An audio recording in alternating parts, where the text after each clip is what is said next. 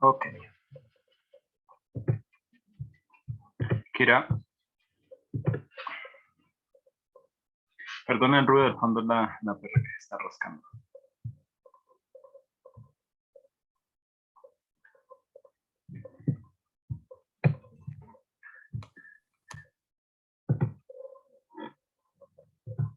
Bueno.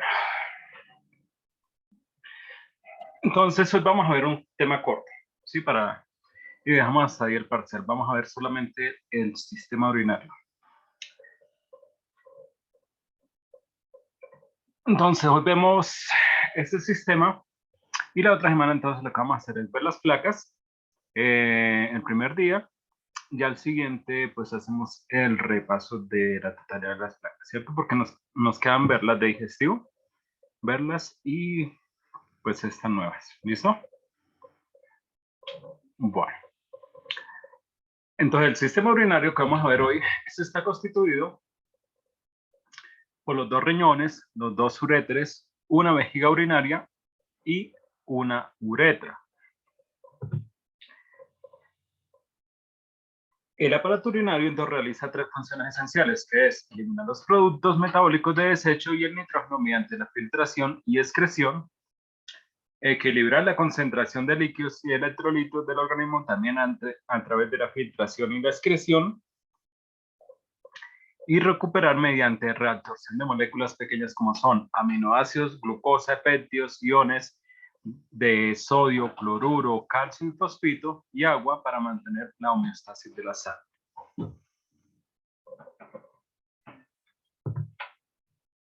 Bueno, el primer órgano, entonces, es el riñón. Estos son órganos en forma de habichuela. Son rojizos, grandes.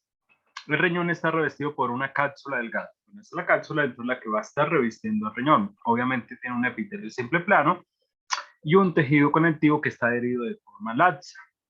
Este consiste sobre todo en lo que es tejido conectivo denso y regular colagenoso con fibras elásticas y células de músculo liso ocasionales. Esa sería la composición de la cápsula.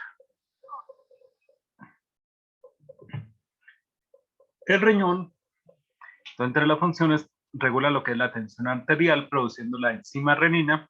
La enzima renina inicia la conversión del angiotensinógeno, que es una proteína plasmática producida en el hígado, y en su componente activo, que es la angiotensina 2. El riñón también es un órgano endocrino. Produce lo que es la eritropoyetina, que es un estimulante de la producción de eritrocitos en la médula. También activa lo que es el 1,25 dihidroxicolecalciferol, que es un derivado de la vitamina D implicada en el control del metabolismo del calcio.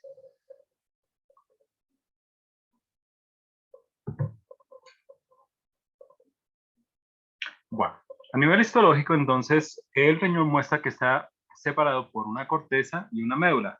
La corteza, obviamente, es la que está inmediatamente debajo de la cápsula. Y la médula, obviamente, es la que se va a encontrar más central. La región cortical, que sería lo mismo que la corteza, se ve de color pardo oscuro. Eso se debe a una serie de conductos que ahorita los vamos a ver, que tiene la corteza, que son los conductos proximales. Y se ve granulosa debido a otras estructuras que ya ahorita también las vamos a ver, que son los corpúsculos renales. En tanto que la médula contiene de 6 a 12 regiones pálidas en forma de pirámide, las cuales se le llaman las pirámides renales. La porción de la corteza que recubre la base de cada pirámide se denomina arco cortical. Una pirámide renal con su arco cortical y sus columnas corticales relacionadas representan lo que sería el lóbulo del riñón. Bueno, entonces con la siguiente fotografía vamos a identificar varias de las partes que acabamos de describir. Pues tenemos la cápsula. La cápsula es esta que vemos acá, en la periferia. Súper delgada. Si la vemos de cerca, sería esta. Ahí está marcada en la fotografía. Se ve que es bastante delgada, ¿cierto? Bastante pequeña. Tenemos la corteza. Entonces, la corteza sería toda la zona roja, ¿cierto? Toda esa zona roja sería la corteza. Vista cerca se vería así. Se ve por una serie de conductos que están más rojizos y estas estructuras que son los corpúsculos renales, que ya vamos a hablar de ellos, es que la corteza siempre se ve más roja y granulada por los corpúsculos. ¿Sí? Vista de lejos, por eso se ve de esta forma. Tenemos la médula. La médula entonces sería toda esta zona pálida que vemos ahí. Esa sería la médula, más el ilio. Esto es el ilio que ya lo conocen, por donde entran tejido conectivo, en este caso es denso irregular, ahí se ve, vasos sanguíneos, vasos linfáticos y nervios a irrigar lo que sería el riñón. Bueno, nos habla también el texto ahí de el arco cortical. Entonces, la zona donde termina la corteza y se forma acá alrededor de la médula, esta curvatura, a eso es lo que se le llama el arco cortical. Estas estructuras pues serían las pirámides renales, ahí se las están mostrando, se las están marcando, ¿cierto? Esto que ven acá sería la columna cortical, que este autor lo llama las columnas renales. Entonces nos dice el texto que el arco cortical más la columna renal o la columna cortical más la pirámide renal forman lo que sería un lóbulo del riñón. ¿Sí? Para que lo tengan en cuenta.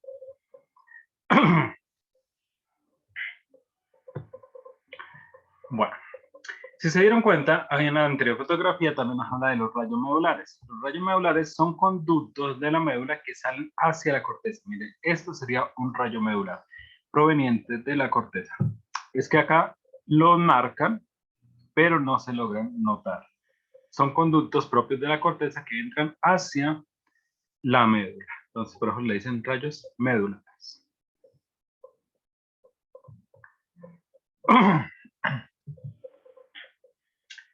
Bueno, vamos a ver entonces lo que es el corpúsculo renal, o también llamado corpúsculo de Malpighi.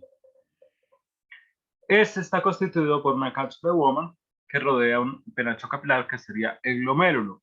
Y también existe un espacio entre la cápsula y el glomérulo que se llama espacio urinario o espacio de Bowman o espacio capsular. Cualquiera de esos tres nombres es válido. Que contiene el ultrafiltrado de plasma, la cual es la orina primaria. El glomérulo, entonces, es la unidad anatómica funcional del riñón donde radica la función de aclaramiento y filtración del plasma sanguíneo. Este está constituido por una red de vasos capilares rodeado por una envoltura externa en forma de copa llamada la cápsula de Bowman. Bueno, entonces vamos a ver todas estas partes. Aquí tenemos lo que sería el corpúsculo renal. El corpúsculo renal, como dieron cuenta, está dividido por tres partes. Cápsula de Bowman, que es esta delgadita compuesta por epitelio simple plano. Ese sería su revestimiento epitelial. Por eso las células que ven ahí se ven achatadas, porque es epitelio simple plano lo que compone la cápsula de Bowman. El espacio urinario o espacio capsular o espacio de Bowman, que es el hueco que va a contener la orina primaria, y el glomérulo de la estructura central, la que va a ser el ultrafiltrado. ¿Listo? Este glomérulo, bueno, ahí no se nota, pero esas estructuras rojas que ves ahí son puros eritrocitos, quiere decir que estos son puros vasitos sanguíneos, ¿cierto? Puros capilares, acá formando la estructura de lo que sería el glomérulo.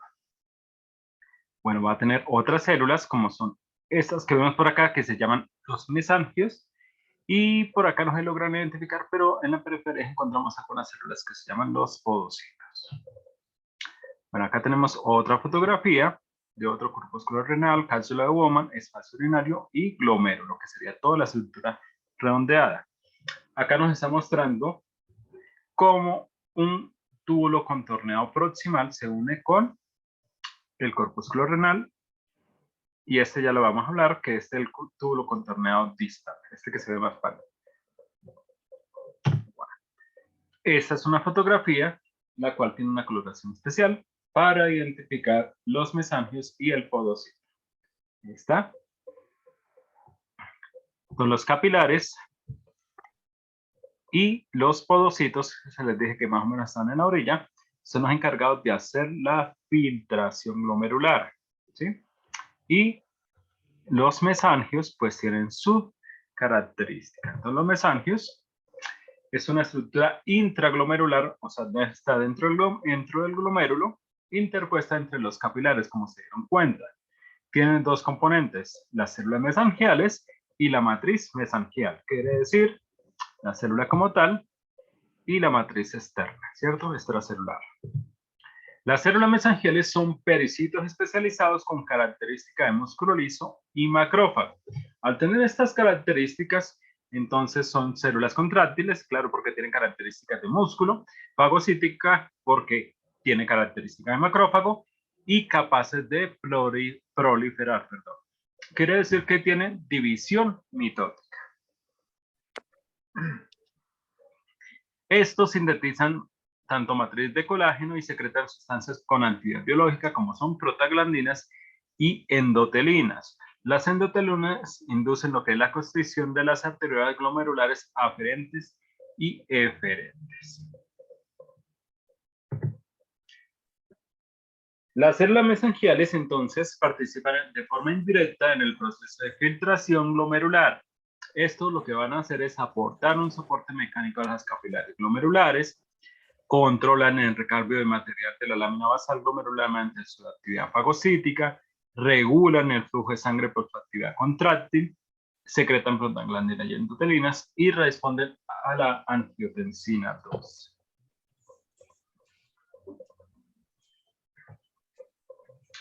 Bueno, el siguiente es el túbulo contorneado proximal y distal. Estos son los dos túbulos que encontramos ahí entonces en la corteza. El tubo contorneado proximal es el componente de reabsorción, aunque los llamen así, es en realidad todos estos túbulos que vamos a ver reabsorben. Lo que pasa es que el túbulo contorneado proximal es el que reabsorbe mayor porcentaje. Este es el que se ve más rojo, ese es el que le da la coloración rojiza a la corteza. Entonces, el ultrafiltrado del plasma del espacio urinario se transporta por mecanismos tanto activos como pasivos al tubo contorneado proximal, donde reabsorbe aproximadamente el 70% del agua, de la glucosa, del sodio, del cloruro y del potasio filtrado. Este va a estar compuesto también el distal y también los colectores que ahorita vamos a ver por un epitelio cúbico simple.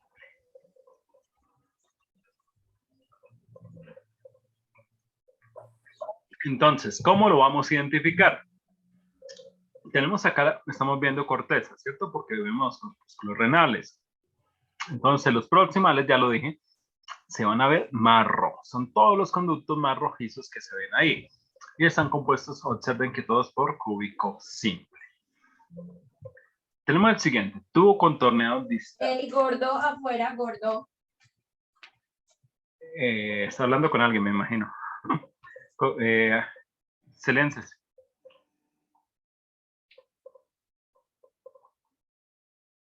Gracias. El tubo contorneado distal, entonces, junto al conducto colector reabsorben aproximadamente apenas el 7% del cloruro de sodio filtrado. La porción distal del tubo contorneado distal y de los tubos colectores son permeables al agua en presencia de hormona antidiurética o vasopresiva. Entonces, ¿cómo vamos a identificar este? El distal es fácil, es el más pálido, aunque también es de cúbico simple. Observen que su revestimiento epitelar también es un cúbico simple. Si observan, es más pálido que el túbulo contorneado proximal.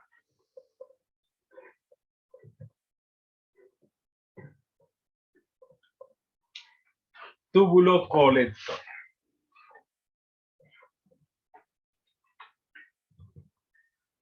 Entonces, el túbulo colector o conducto colector, que es lo mismo, se reviste de un epitelio cúbico simple igual que los anteriores. Pero ese cúbico simple se divide en dos tipos de células. Las principales tienen un cilio primario apical que absorben sodio, agua y secretan a través de una bomba de alta tipasa de sodio y de potasio. Y tenemos las células intercaladas. Estas también son cúbicas, pero tienen microvellosidades apicales y secretan hidrógeno y bicarbonato. Por tanto, son importantes reguladores del equilibrio ácido-básico. También reabsorben potasio. Bueno, estos en tonalidad son muy parecidos a los distales, sino que los vamos a encontrar más en lo que sería la médula. Son estructuras mucho más largas, esto ahí lo estamos viendo en un corte longitudinal. Podemos también verlos en transversal. Mira, acá vemos otra fotografía, perdón que me dio hipo, otra fotografía donde vemos el túbulo o conducto colector. Ahí está con su epitelio cúbico siempre. Entonces, si notan, muy parecidos a lo que sería el túbulo distal, pero la región es totalmente diferente y es una estructura más grande. Bueno, igual ya lo vamos a comparar cuando hagamos la práctica. Ahora tenemos esta estructura marcada acá como asa de Henle, esta delgadita que vemos acá y que la sacaron acá en mayor aumento, que tiene las paredes delgadas. Entonces las asas de Henle, esta también lo vamos a encontrar ahí en la médula. La asa de Henle entonces reabsorbe aproximadamente un 15% del agua filtrada y un 25% del cloruro de sodio, de potasio, de calcio y de bicarbonato filtrado. El asa de Henle comprende tanto una rama descendente y otra rama ascendente. Cada rama se forma entonces por un cemento grueso y un cemento fino. ¿Qué es eso del cemento grueso y cemento fino? Bueno, ahí histológicamente se va a poder identificar qué segmento de la asa de Henle es, si es grueso o fino, por las características histológicas. Mire, el cemento grueso serían todas estas que vemos en la parte superior. Se identifican porque sus paredes precisamente son más gruesas que las del cemento fino. Entonces, esa es la característica de las asas de gel de cemento gruesos. Paredes gruesas, mire, más o menos es del mismo grosor del núcleo. En cambio, las del cemento fino, mire el núcleo, y las paredes son mucho más delgadas. Esta es una fotografía de las placas que van a ver ustedes, ahí tomada en el laboratorio. Miren, casi la mayoría de estas son cemento grueso, ahí donde está el pelo indicador. Pero esta, por ejemplo, y esta que tenemos acá, son cemento fino. Mire el grosor de las paredes, mire el núcleo. Ahí se ve la diferencia. Mire estas otras, mire el grosor de las paredes, mire el grosor del núcleo. Es más o menos el mismo grosor. ¿Sí? En cambio, estas dos, el núcleo parece que estuviese saliendo de las paredes. Bueno, entonces, estas estructuras, asas de Henle. Más que, sobre todo, lo vamos a encontrar en la médula del riñón. Algunas de estas estructuras, como los túbulos colectores y las asas de Henle, pueden ir a través de los rayos medulares hacia la corteza, pero van a ser muy escasas. Lo mismo que algunos conductos como distales proximales van a ir hacia la médula a través de las columnas corticales, pero también van a ser escasas. Lo que sí no vamos a ver en ninguna de las, lo que es corpúsculos renales, nunca los vamos a ver en la médula. Entonces, como una referencia también para que identifique cuál es la región de la corteza y cuál es la región de la médula.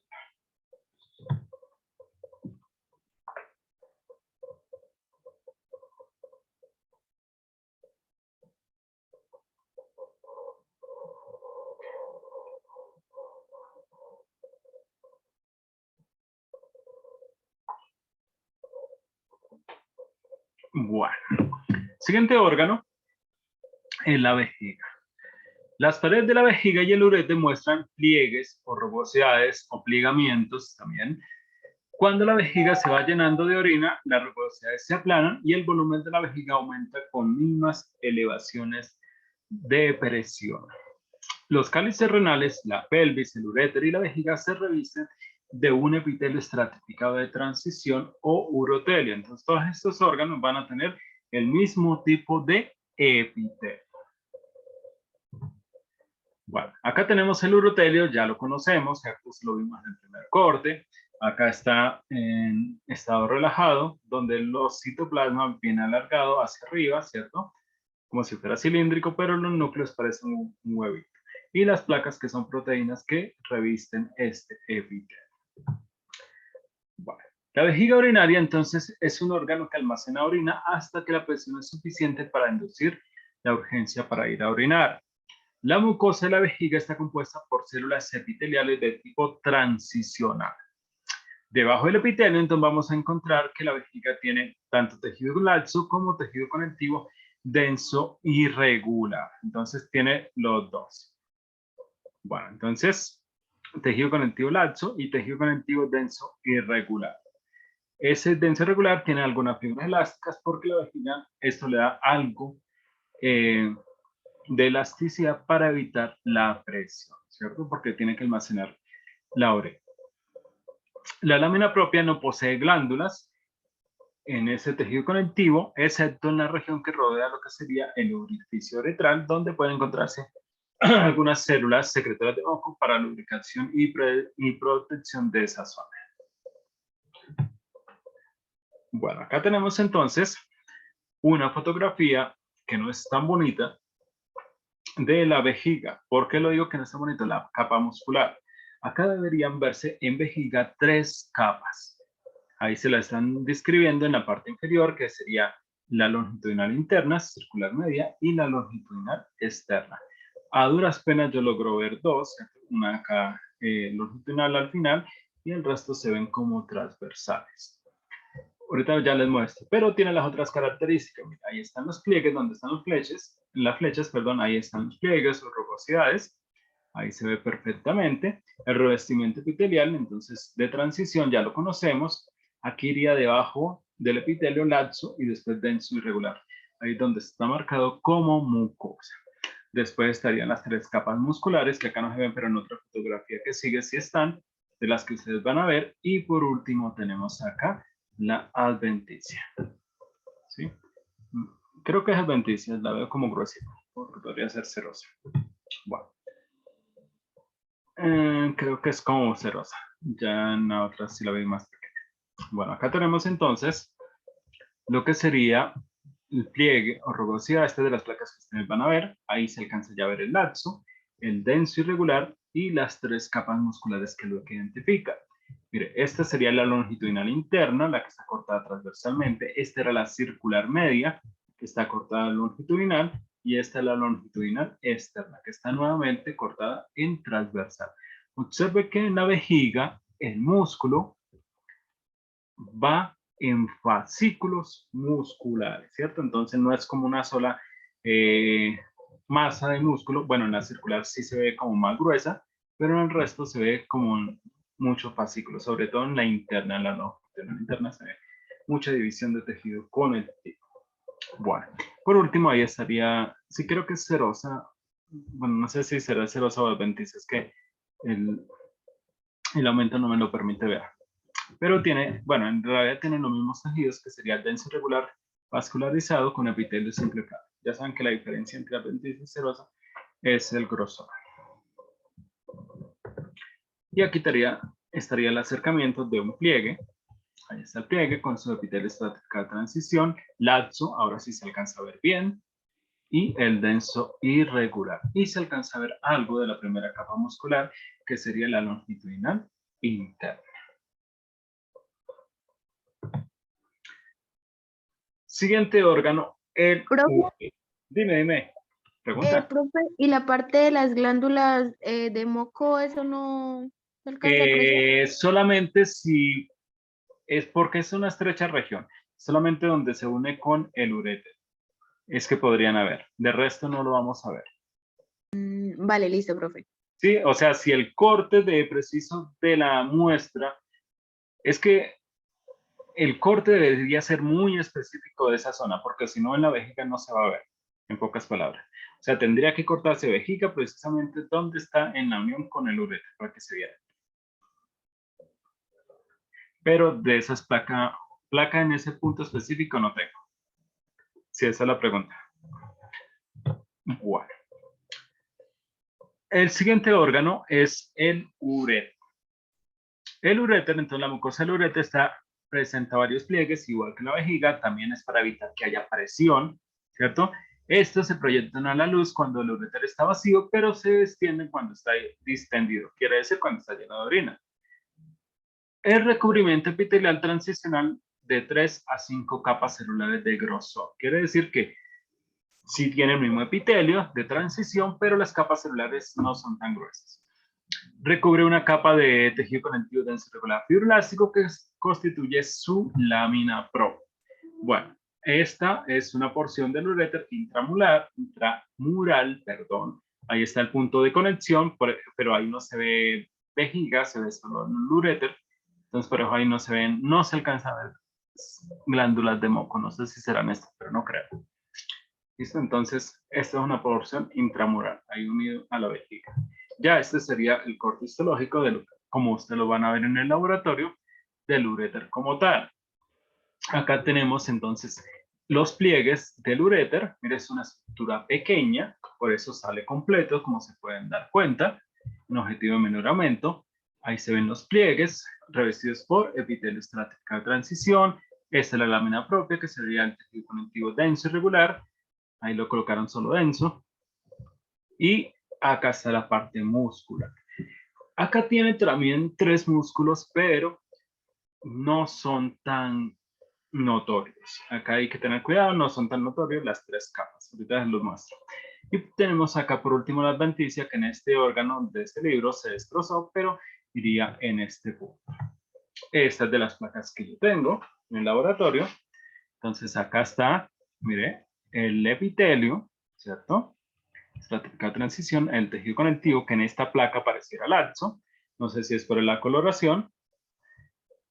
Acá tenemos la parte muscular. Mire, observen la interna, la longitudinal interna muy escasa, circular media, y la longitudinal externa otra vez transversal. Sí, son muy escasas, aunque sí presentan las 3 capas musculares. Y por último tenemos acá la adventicia. Esto fue que se despegó, ¿cierto? Es que la adventicia se daña fácilmente. Entonces, miren, en esta zona se ve bien cuál sería el grosor de esa adventicia. Aquí estaría el acercamiento del epitelio. Ahí está. Lo que sería el epitelio estratificado de transición. Ahí está distendido. En este caso están achatadas. En la que ustedes van a ver de uréter, a estas se ven normalitos. Quiere decir que están relajadas. Bueno, acá está el tejido conectivo denso regular, fibroelástico. Sí se ve un poco más granulado de lo normal. Así como que es característico. Y se ve la primera capa muscular, que sería la longitudinal interna. Bueno, y para terminar, la uretra. Como les dije, hoy es bastante corta. Entonces, la uretra, entonces, del masculina o del varón mide unos 20 centímetros de longitud y tiene 3 segmentos. Lo que es la uretra prostática, que recibe los productos transportados por el conducto eyaculador y los conductos de las glándulas prostáticas. Entonces, la que atraviesa la próstata se le llama así, la uretra prostática. Tenemos la uretra membranosa, que es la zona más corta. Esta está en la región entre la uretra prostática, perdón, después de la uretra prostática, y se une con lo que sería o antes de la uretra peniana. Y tenemos la uretra peniana, que se le llama así porque el conducto atraviesa lo que sería el pene. Entonces, esos conductos reciben los conductos de lo que sería las glándulas bulbouretrales. Las glándulas bulbouretrales no lo han visto, se lo iremos a ver en el próximo corte. Son las encargadas de lubricar la uretra antes de la eyaculación. Entonces, es el líquido que se genera antes de eyacular. Es un líquido más transparente, más claro. Bueno, acá tenemos un corte histológico de una porción de la uretra peniana, o sea, la que está atravesando el pene. Entonces, por eso acá vemos, esto es lo que sería el tejido eréctil, se le llama así, que tiene muchos sinusoides, muchos sinusoides venosos. Sinusoides venosos, pues todos los vasitos sanguíneos que se ven ahí. Y acá se ve la uretra como tal. La uretra está, en este caso, revestida por un epitelio pseudo estratificado. Acá tenemos otra porción de uretra peniana, pero en esta mire cómo se une por acá con el conducto de la glándula bulbouretral. Bueno, yo de todas maneras les muestro, creo que tengo una de próstata, se la muestro ahí en el laboratorio. Acá no tengo la fotografía. Y esta sería entonces la uretra femenina. La uretra femenina está compuesta por lo que sería el epitelio estratificado de transición y el epitelio estratificado escamoso. No es tres epitelios como el de la uretra masculina, que viene de transición, pseudoestratificado y cilíndrico estratificado, que se me olvidó nombrarlo, que se está más o menos en la pequeña región de la uretra membranosa. En la uretra femenina están los dos conductos, porque lo vamos a ver así la placa. Va a salir el conducto vaginal y el conducto uretral, tal cual. ¿Por qué? Porque a diferencia del hombre que cumple la uretra masculina, la doble función, secreción de el semen y secreción de orina, en la uretra femenina la función solamente es secreción de orina. Ya para la parte reproductiva está el conducto vaginal. ¿Listo? Entonces, como está muy cercano, generalmente salen los dos conductos. Esta es la plaquita que ustedes van a ver de uretra femenina. Obviamente la placa también tiene la vagina, pero nos vamos a centrar solamente en este conducto. Ahí está, con un epitelio estratificado de transición. Posteriormente tiene un tejido conectivo laxo. Después está el denso irregular, que sería este, también es fibroelástico. Y más arriba habría algo de músculo liso.